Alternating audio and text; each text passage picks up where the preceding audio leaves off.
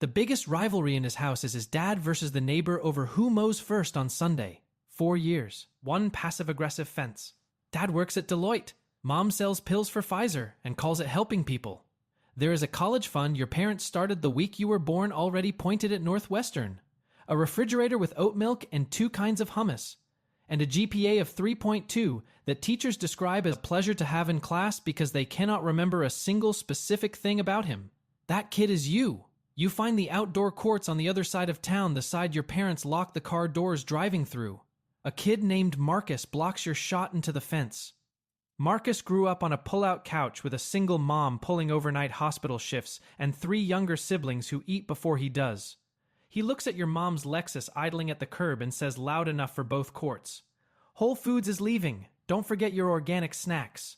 What you do not know yet is that this kid is going to take from you repeatedly, painfully, in ways you cannot see coming, and that is exactly why, 20 years from now, you will be standing in the Naismith Hall of Fame. Level 2. High school player. You come back to the park the next day. In basketball's pipeline, 500,000 high school kids compete for roughly 300 Division I scholarships, and right now, you are not even on varsity. Your mom drops you around the corner because you asked her to, and she assumed it was about a girl. You play pickup 6 days a week until the Jordan ones your dad bought $180, birthday gift. Phase 4, after the $400 guitar and the $800 coding camp, and the $200 tennis racket have no tread left and a scuff on the left toe box shaped like a question mark. Your dad bought them expecting another closet casualty. They are on cracked asphalt instead. The first sign that the plan has a crack in it, and the crack is shaped like you. Marcus shows up in the same pair of Kobe's 3 months running. Laces retied with electrical tape on the left shoe. His mom drops him off at 6 p.m. still wearing hospital scrubs because she came straight from the overnight and has not been home yet. He plays until dark, walks home, and nobody picks him up. You notice this before you understand what it means.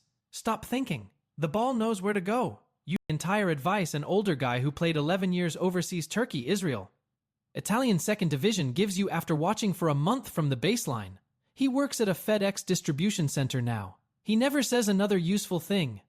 That sentence will win you a championship in 15 years, but right now it just fixes your footwork. Sophomore year, varsity tryouts, you get cut.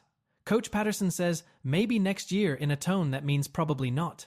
Your dad picks you up, does not mention the cut, and says Chipotle? You eat a burrito the size of your forearm and decide Coach Patterson will regret this decision for a very long time. Then the summer. You train with a violence that makes your mother Google teen exercise addiction at 11 p.m. You buy your own shoes, $60 Nikes from the outlet, Panera Bread money, fit like a legal dispute. Junior year. Varsity. Patterson puts you on the roster like you were always supposed to be there, erasing the cut. You remember. He does not know you remember. That imbalance of memory will power you for 8 years. After a conference game, your school versus Marcus's there is a party. You do not go because you are icing your ankle watching film like a psychopath. Next morning, Instagram story. Your girlfriend, in Marcus's car, wearing his jersey, passenger side aux cord. She did not hide it. He did not hide it. The comments. Skull emoji, skull emoji, skull emoji. You shoot 300 free throws in your driveway until your neighbor asks your dad if everything is okay. Conference championship, their gym. You score 28. Marcus scores 34. You lose by 6, but you guard him the entire fourth quarter and he works for every point in a way the highlight reel will never show. After the buzzer he walks past, stops. Yo, you got better. You feel nothing because his jersey is still on your ex-girlfriend's Instagram. A scout from NC State is in row 8. He is not watching Marcus. Kentucky locked him in October. He is watching you. You find out 6 weeks later through an email your counselor almost marks as spam. That email will be framed in your house in 15 years. Right now, it is sitting in a junk folder between a College Board reminder and a coupon for Jimmy John's. Level 3. College player. A sophomore guard from Wake Forest scores on you 3 consecutive possessions in your first ACC game. The ACC is the most competitive conference in college basketball future lottery picks, and you just lost to a sophomore who will never make the league. He is not even the best player on his team. You sit for the rest of the half, and the assistant coach says, "Welcome to the ACC," in a tone that makes you want to transfer to a Division III school and major in something that does not require being embarrassed on national television. You are a 3-star recruit. 67th best in your class. Marcus is number 2 at Kentucky. His commitment video has 4 million views. Your commitment post got 340 likes, relatives and Panera coworkers. Freshman year. Bench. 4 minutes per game in garbage time. The student section calls you number 14 like a restaurant ticket. You practice at starting 5 intensity. The starting point guard notices and begins guarding you harder in scrimmage. That is both a compliment and a threat. You throw up after the 3rd practice. A walk-on from Connecticut throws up after the 2nd. You bond over this. He quits by Christmas. You do not. Junior year. The overseas guy's sentence finally lands 2 years late, the way all real advice works. It sounds like nothing until the moment it sounds like everything. You stop playing like a student and start playing like a problem. 22 points per game. All-ac. ESPN runs your highlight. Where did this kid come from? The same question they asked in high school, as if your geography resets every time the cameras arrive.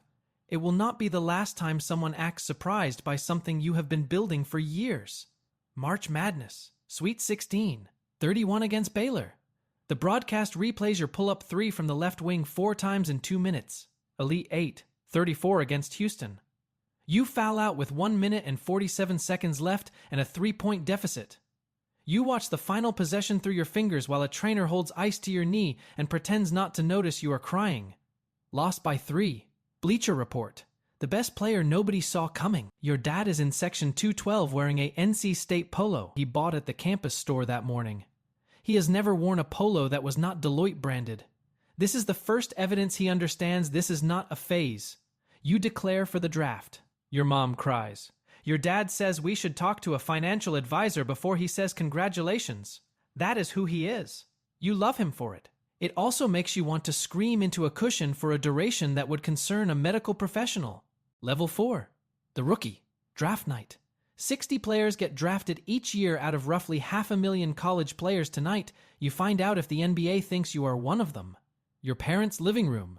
Your mom ordered an artisanal charcuterie board because this is how the suburbs celebrate the NBA draft.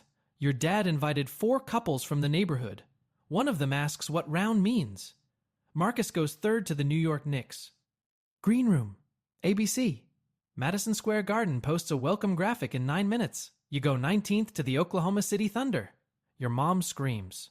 Your dad shakes your hand, then hugs you, the most emotional sequence he has ever performed in front of witnesses. A neighbor says, "Is that good?" Your mom says it's very good with a force that implies the next person who questions this will be removed from the charcuterie. Contract. The NBA's version of a temp agency.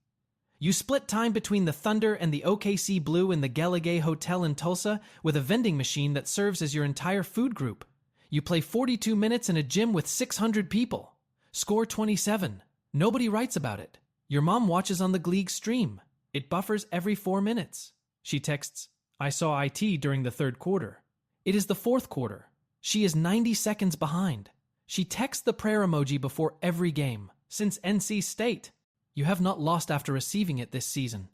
You do not tell her this because you are afraid of jinxing it, and also because it might be statistically true. Call-up.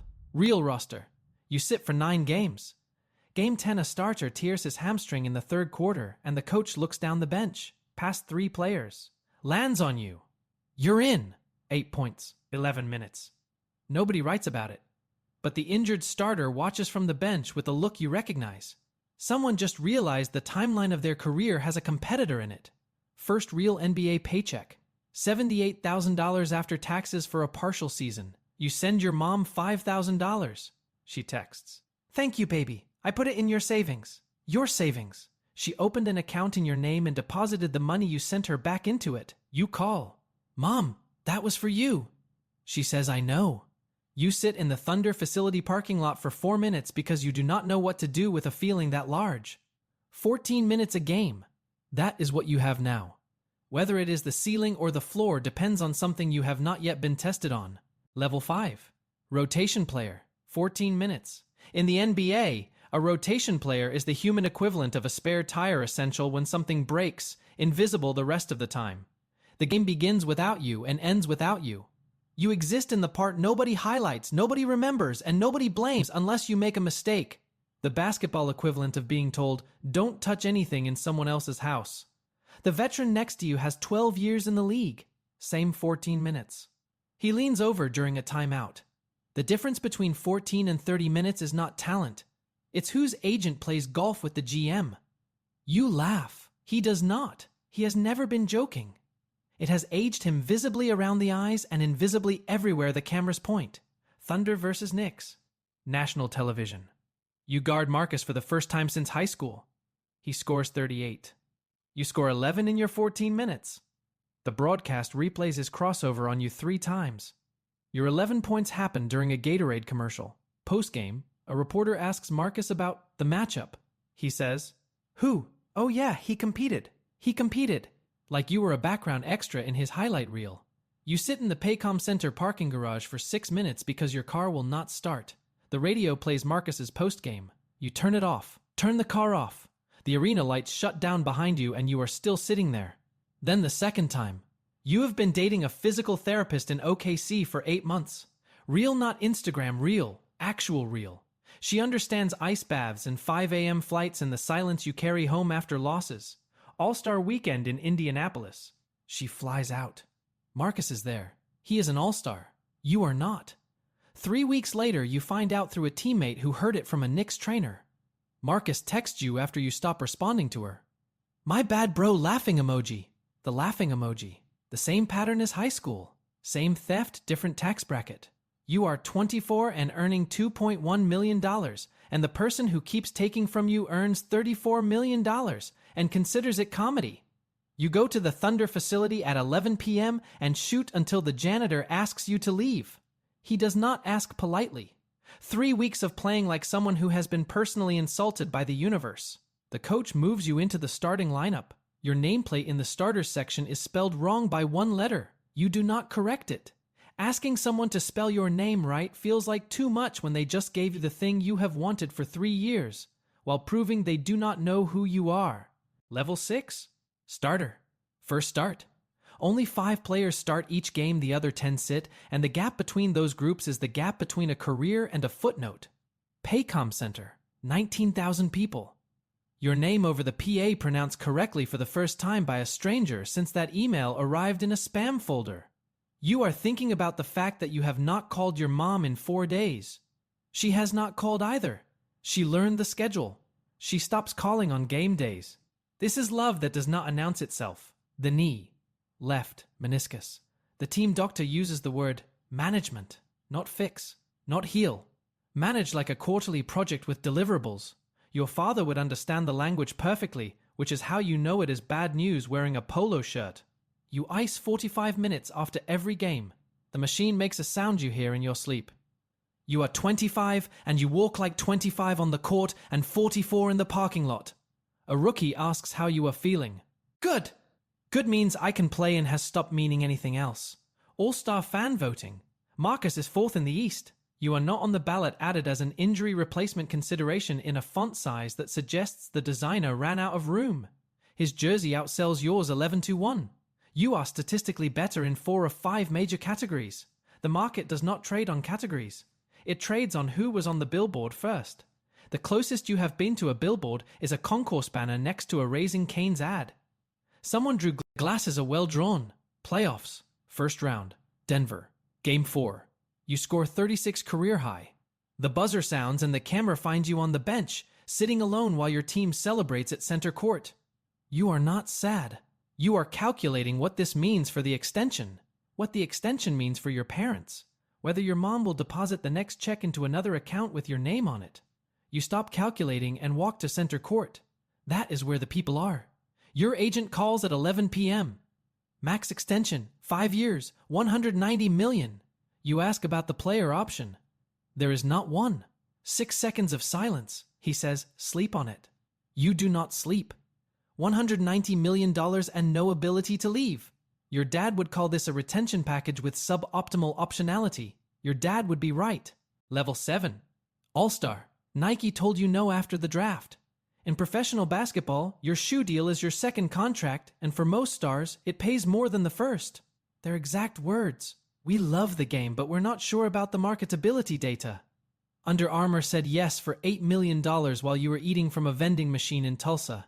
Now, after the All-Star nod, The 36-point playoff game, the $190 million extension Nike calls your agent. $45 million. You stay with Under Armour. Your agent says you are leaving $37 million on the table. You say, they didn't want me when I was worth finding. They want the version that made them look wrong. That's not loyalty. That's a receipt. Under Armour names the shoe after you. Your name on the box.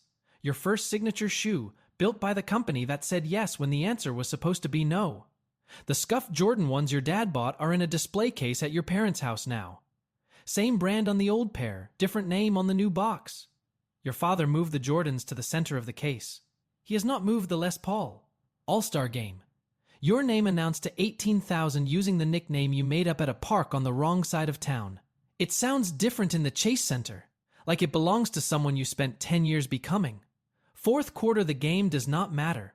All-Star games never do, but you run the crossover from the south side court. The overseas guy's voice in the footwork. The ball goes in. The crowd erupts for something they think is new. It is 9 years old.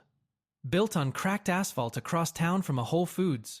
The scouts who ranked you 67th are in the building watching you play a game that was never supposed to include you. Something about that feels like it will matter for a very long time. Monday. The GM calls. We're making a move, getting you help. The help takes 22 shots a game. Your shots drop from 18 to 12. Building a championship roster. What nobody says is what it is. The organization believes in you enough to build around you, but not enough to let you be the reason. You are a franchise player being told the franchise needs a co-signer. Western Conference Finals. 7 games. You win. The NBA Finals are set. OKC Thunder versus New York Knicks. You versus Marcus. ESPN will not stop writing this sentence for 3 weeks. Level 8. Champion. You wake up on the morning of Game 7 and your body is wrong. Game 7 of the NBA Finals is the single highest pressure game in professional sports. One game for everything. Winner take all, and every mistake lives on the internet forever. Fever. 101.2. The Thunder team doctor takes your temperature twice because the first reading does not fit the schedule. He says he cannot recommend you play. You say you are playing. He writes something in a chart and stops talking.